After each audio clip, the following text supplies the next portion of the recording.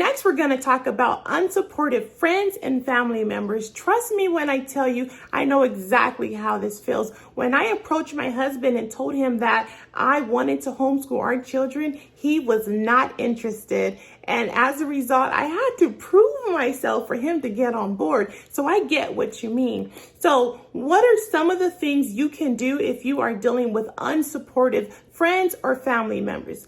Number one, the first thing you can do is try to educate them about homeschooling, letting them know the pros of homeschooling and the reasons why you want to. A lot of times for friends or family, they may not understand the world of homeschooling, so they may be a little apprehensive. But if you kind of let them know what's going on, why you want to, and tell them your real reasons behind homeschooling, they may go ahead and get on board. Now, you're going to have some family members that, regardless of what you say, they feel like public school is best.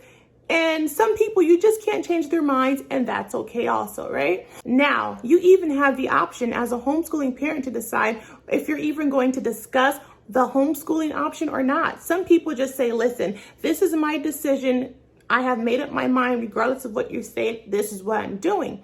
Now, I would say try to get as many people on your side as possible. And the reason why I say this is because homeschool can be a community effort, and it'll be easier on you if you can help, if you have help from other people. For example, if you have maybe a mother or a grandmother who can teach their children a second language, or if you have a uncle or whoever who was into sports who could take him to, be on a sport team or whatever it is. So sometimes having the extra help from family can really pay off.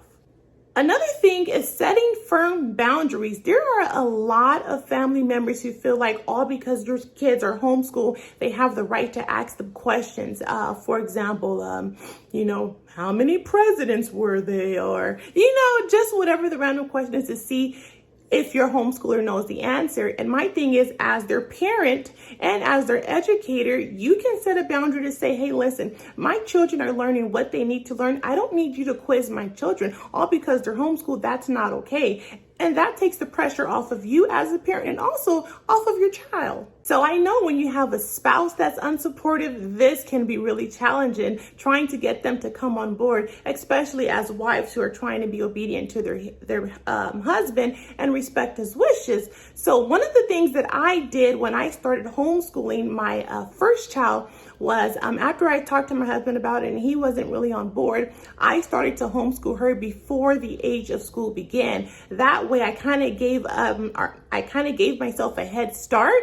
And so he started to see all the things she knew she was going to have to relearn again if I were to put her in school at that grade, because she knew already. And he saw the benefits of homeschooling, of her being ahead, of her being home with the family where she is safe. You know what I'm saying? And so after time, he saw that and he said, you know what, you're right. We're never going to put her in public school. And that's how I did it.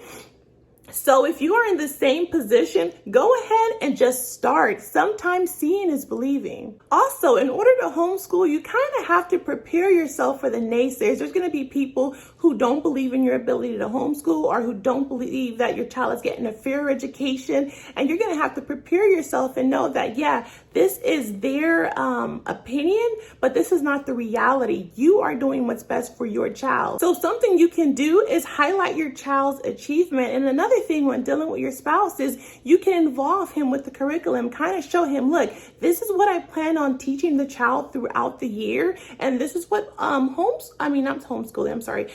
school is going to be teaching them. This is what I have already taught her. And so they can kind of see for themselves, hey, wow, this might be a better idea. And they may go with the decision that you have already made within your heart. It's funny, there's an actual saying that says, if you don't have anything nice to say, then say it to a homeschooler. And some people are really like that. They will think of the most absurd things to say to a homeschooling parent or a homeschooler. So there will be naysayers. There will be people speaking negatively about homeschooler. You're just going to have to brush them off and do what you know is best for you and your family.